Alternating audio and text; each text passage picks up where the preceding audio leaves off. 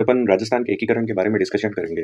हाल ही के कुछ एग्जाम्स में एकीकरण के बारे में बहुत ही अच्छे-अच्छे क्वेश्चन पूछे गए, तो हमें पता होना चाहिए। काफ़ी जनों की रिक्वेस्ट थी कि एकीकरण के बारे में सर एक वीडियो बनाइए, ठीक है? तो हम शुरू करते हैं। जो अध्याय 6 है बुक्स है जो राजस्थान की, उसका एक अध्याय है, 9th क्लास की बुक है। तो राजस्थान का एकीकरण देखते हैं, ठीक है? इसके अंदर शुरुआत से देख लेते हैं पूरा। 1946 में जब 1946 में जब ये स्पष्ट प्रतीत होने लग गया था कि भारत की स्वतंत्रता अब ज्यादा दूर नहीं है, तो इसका असर राजस्थान की रियासतों पर भी स्पष्ट दिखाई देने लगा। इस समय राजस्थान में 19 रियासतें, 3 ठिकाने और एक केंद्र शासित प्रदेश अजमेर मेरवाड़ा था। इसका मतलब राजस्थान में 19 तो रियासतें थी, ये आपको याद करना है। 3 ठिकाने थे और एक अजमेर मेरवाड़ा नाम की यहाँ पे एक केंद्र शासित प्रदेश था।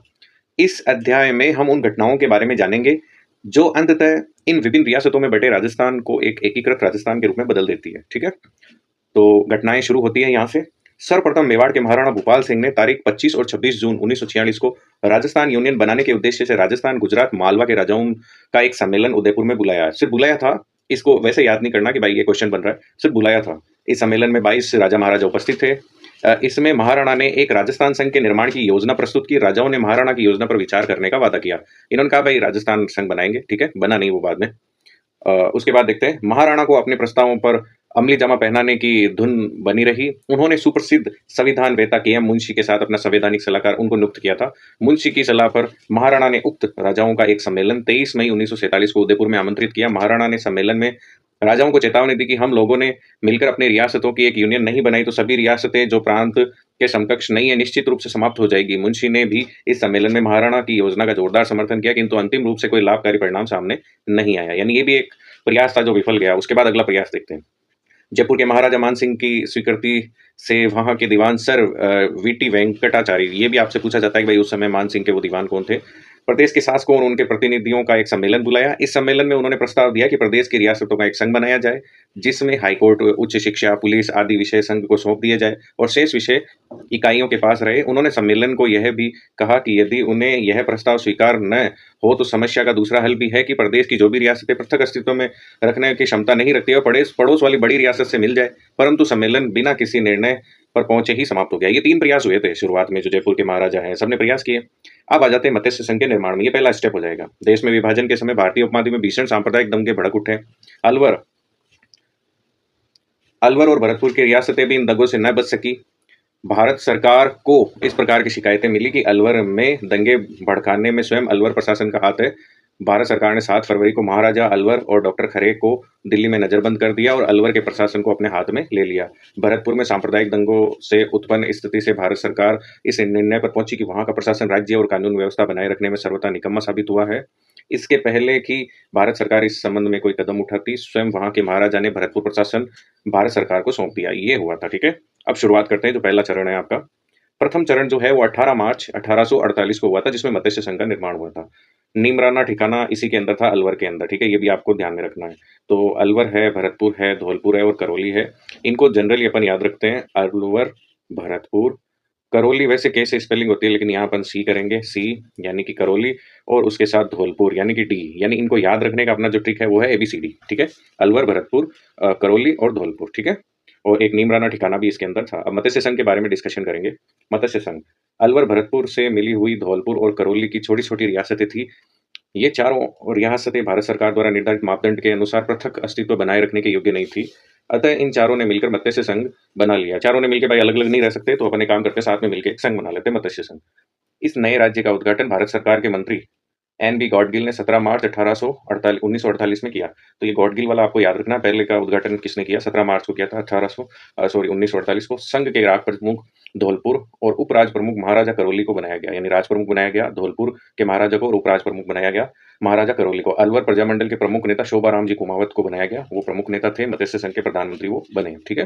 तो ये शॉर्ट डिस्क्रिप्शन है। उसके बाद देखो, इसके अंदर पूरे फैक्ट हो गए भाई, मत्स्य संघ कब बना था, क्या हुआ था, ठीक है? उसके बाद का जो क्रम है वो आपके हो जाता है राजस्थान संघ का निर्माण।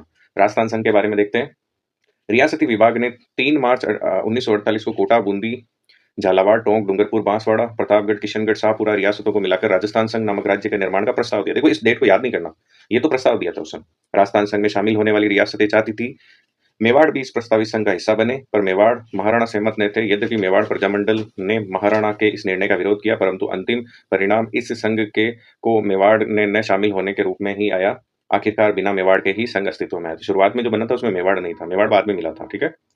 उसके बाद आगे का देखते हैं। प्रस्तावित राज्य में शामिल होने वाली सभी रियासतों शासकों ने कोविनेंट यानी विलय पत्र पर हस्ताक्षर कर दिए। बांसवाड़ा के महारावल चंद्रवीर सिंह ने विलय पत्र पर हस्ताक्षर करने में थोड़ी हिचकिचाहट बताई। अंत में पड़ोसी रियासतों की सलाह पर उन्होंने भी विलय पत्र पर यह कहकर हस्ताक्षर कर दिए कि मैं अपने डेथ वारंट पर हस्ताक्षर कर रहा हूँ। ये इसका क्वेश्चन कई बार आया हुआ है और ये आपके बांसवाड़ा के जो थे महारावल चंद्रवीर सिंह, इन्होंने मतलब बोला था ये स्टेटमेंट कि मैं अपने डेथ वारंट पर हस्ताक्षर कर रहा हूँ, ठीक है? अब देखते हैं मेवाड़ का भी विलय हो गया था। मेवाड़ का राजस्थान संघ में विलय 5 अप्रैल को मेवाड़ में हुए गोलीकांड ने महाराणा को बचाव की स्थिति में ला दिया। गोलीकांड हुआ था वहां पे, तो बचाव की स्थिति में आ गए। प्रजामंडल ने राज्य में अविलंब पूर्ण उत्तरदायी सरकार की स्थापना और गोलीकांड की जांच के लिए एक न्यायिक आयोग नियुक्त करने की मांग की। प्रजामंडल ने कहा भाई ये गोलीकांड हुआ, इसका जो भी है। दिल्ली में उस समय कांग्रेस की हुकूमत थी। महाराणा को राजस्थान संघ में विलय ही प्रजामंडल के बचाव का उपाय सूझा।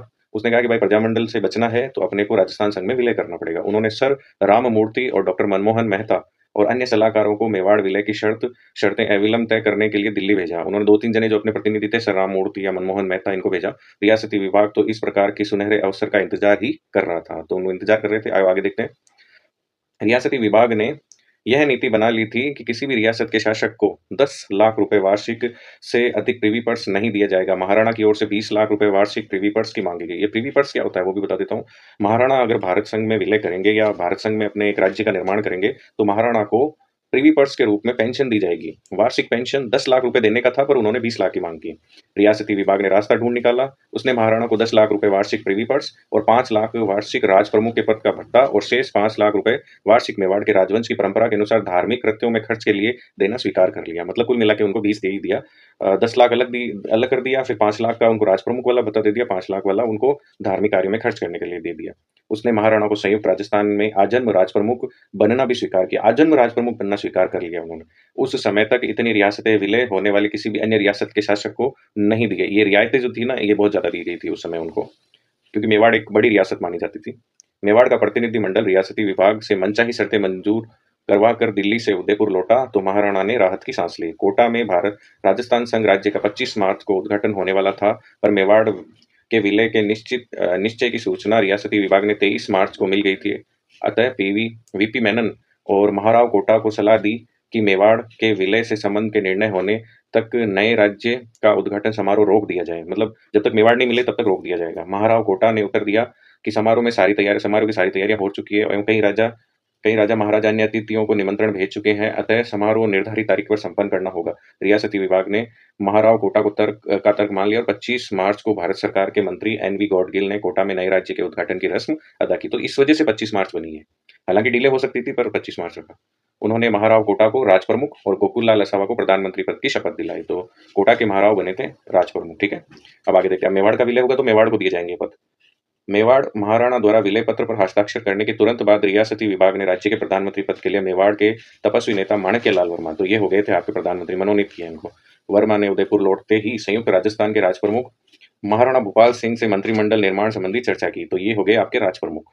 महाराणा ने वर्मा को मंत्रिमंडल में जागीरदारों को प्रतिनिधित्व देने का आग्रह किया। वर्मा ने राज प्रमुख का सुझाव मानने से स्पष्ट इनकार कर दिया। नए राज्य के बनते ही वैधानिक संकट पैदा हो गया। 18 अप्रैल 1948 को पंडित नेहरू ने संयुक्त राज्य राजस्थान के उद्घाटन करने उदयपुर पहुंचे। ये 18 अप्रैल की घटना है, ठीक है? उसके बाद आगे देखते हैं। पंडित नेहरू ने वर्मा को सलाह दी कि वे अपने पद की शपथ ले लें और मंत्रिमंडल बनाने में कोई कठिनाई पैदा हो तो वे और सर मूर्ति दिल्ली जाकर रियासती विभाग से सलाह कर लें।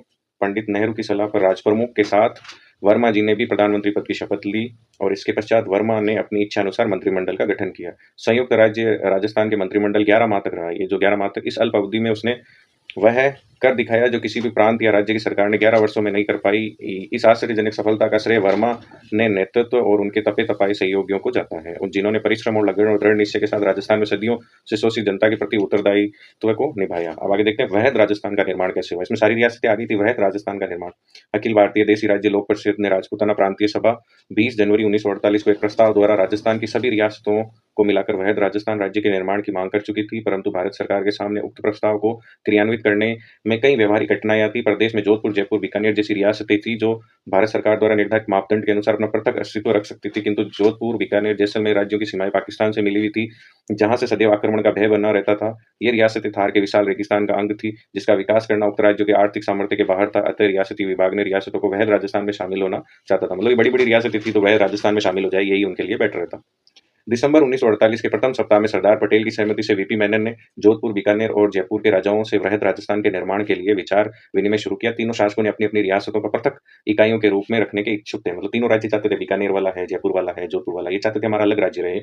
अंतो अंतोगत्वा कई बैठकों के बाद मेनन उक्त राजाओं के विलय के लिए मनाने में सफल हो गए। जैसलमेर के शासन प्रबंध पहले ही भारत सरकार के हाथ में था और 14 जनवरी 1949 को सरदार पटेल ने उदयपुर में एक विशाल सार्वजनिक सभा में घोषणा की कि जोधपुर, जयपुर, बीकानेर के महाराजाओं ने अपनी-अपनी रियासतों का राजस्थान में विलय करना स्वीकार कर लिया और सरदार पटेल की इस ऐतिहासिक घोषणा का उपस्थित जन समुदाय ने करतल ध्वनि से स्वागत किया और इसके पश्चात इस योजना पर विचार करने के लिए 3 फरवरी 1949 को दिल्ली में वीपी मेनन की बैठक का भी आयोजित हुई, ठीक है? आयोजन किया गया।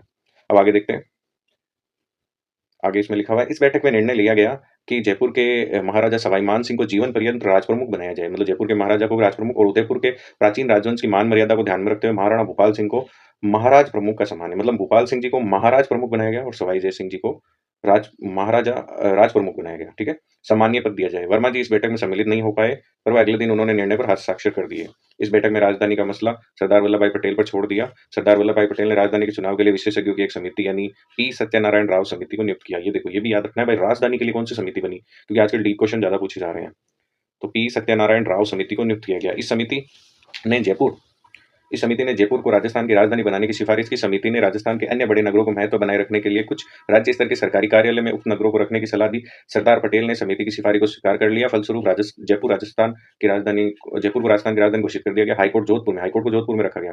शिक्षा विभाग को बीकानेर में रखा गया और खनिज और कस्टम विभाग एक्साइज को उदयपुर में रखा गया। वन एवं सहकारी विभाग को कोटा में रखा गया। कृषि विभाग को भरतपुर में रखा गया। रखने का निर्णय लिया गया। 30 मार्च 1949 को सरदार पटेल ने वृहद राजस्थान का विधिवत उद्घाटन किया। 30 मार्च को राजस्थान दिवस के रूप में मनाया जाता है। 30 मार्च को ही मनाते हैं हम। निर्णय लिया गया, हीरालाल शास्त्री इस वृहद राजस्थान का प्रथम प्रधानमंत्री बनाया गया। हीरालाल शास्त्री जी थे पहले। अब आगे देखते हैं। राजस्थान की विभिन्न रियासतों के विलय के साथ ही राजस्थान में सदियों पुरानी राजशाही समाप्त हो गई। मेवाड़ के गुहिल यानी सिसोदिया, जैसलमेर के भाटी थे, जयपुर के कच्छावा थे, बूंदी के हाड़ा थे, चौहान और संसार के प्राचीनतम राजवंशों में से थे और राजाशाही के अंतिम चिन्ह के रूप में अब केवल राजप्रमुख के नवसृजित पद रह गए। ये पद संयुक्त राजस्थान और मत्स्य संघ प्रांतों के राज्यपालों के समकक्ष थे। यह एक ऐसी रक्तहीन क्रांति थी जिसका उदाहरण संसार के इतिहास में ढूंढने पर भी नहीं मिलेगा। अब है मत्स्य संघ का विलय। लास्ट यही बचा था, ये भी देख लेते हैं। तो इसमें लिखा हुआ है, अलवर, भरतपुर, धौलपुर, करौली रियासतों के एकीकरण द्वारा 18 मार्च 1948 को मत्स्य संघ उस समय बनाया गया था। अब जबकि जोधपुर, जयपुर, बीकानेर रियासतें भी राजस्थान में शामिल हो गई, तो फिर तो हो गई, तो मत्स्य संघ को अलग से इकाई के रूप में रखने का कोई अर्थ नहीं था। इन रियासतों को भी वृहद राजस्थान का हिस्सा बनाने के लिए डॉक्टर शंकर राव समिति, ये भी याद रखना आपको, गठन किया गया और भारत सरकार ने समिति की सिफारिश को ध्यान में रखते हुए मत्स्य संघ के चारों इकाइयों को 15 मई 1949 को राजस्थान में मिला दिया और वहां के प्रधानमंत्री शोभाराम को शास्त्री मंत्रिमंडल में शामिल कर दिया गया। अब एक लिस्ट है, उस लिस्ट को भी ध्यान से देखना जरूरी है, उसमें डेट्स वगैरह लिखी हुई है, ठीक है? तो देखो, जो प्रथम चरण था, प्रथम चरण के अंदर आपके मत्स्य संघ बना। मत्स्य संघ में अलवर, भरतपुर, धौलपुर और करौली बने। ये 18 मार्च 1948 को बना। इसकी डेट पूछी जाती है, ठीक है? द्वितीय जो चरण था उसमें राजस्थान संघ बना। बांसवाड़ा, बूंदी, डूंगरपुर, झालावाड़, किशनगढ़, कोटा, प्रतापगढ़, शाहपुरा और टोंक इसमें मिले। ये 25 मार्च को हुआ, कुछ ही दिन बाद में इसके, ठीक है? उसके बाद में आपको 1948 की ही अगले महीने की 18 तारीख को, यानी 18 अप्रैल को तृतीय हुआ था एकीकरण का चरण। संयुक्त राज्य राजस्थान का उदयपुर राजस्थान संघ से जुड़ा इस समय, ठीक है?